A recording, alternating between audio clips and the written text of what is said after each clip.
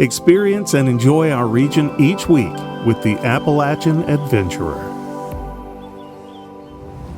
My name is Mark Bush, and I was lucky enough to go to Nepal for a couple weeks to do the trek to base camp, and left the 10th of January and got back the 28th to Everest Base Camp, which is kind of neat because it's on a glacier at the bottom of the mountain. Kinda, you're still 6 miles away from the top and 2 miles from the top, but it's pretty neat to just be able to get there. And so you're about 2 miles from the pinnacle of it. Two top vertical of it? miles. Okay, six miles, horizontal-ish.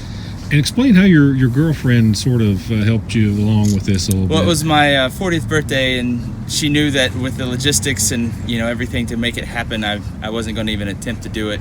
So she went ahead and prepaid for it, so I was half in the hole already to go do it, which I'm not complaining about by any means, but it's one of those things with a couple kids and everything like that. It takes a whole group of people to make something like that happen. Yeah, my buddy Thomas met me out there. He's out west in Oregon, and we actually flew opposite ways of the world, and we met in Kathmandu for the hike. He's a captain in the Air Force.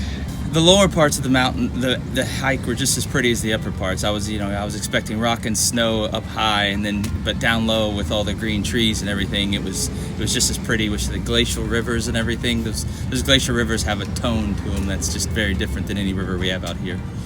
And then another thing that I was half surprised about is the quality of the food. Everything gets carried in by yak or by human, and here we are at 17,000 feet eating a 6-page menu, anything we want off of it. So, and then I was pleasantly surprised at how cold it was the whole time.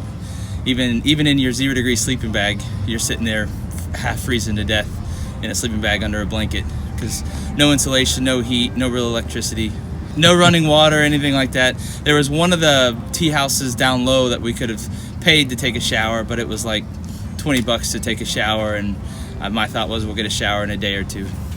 And what's the point of being cold and clean if you can still just be warm and dirty?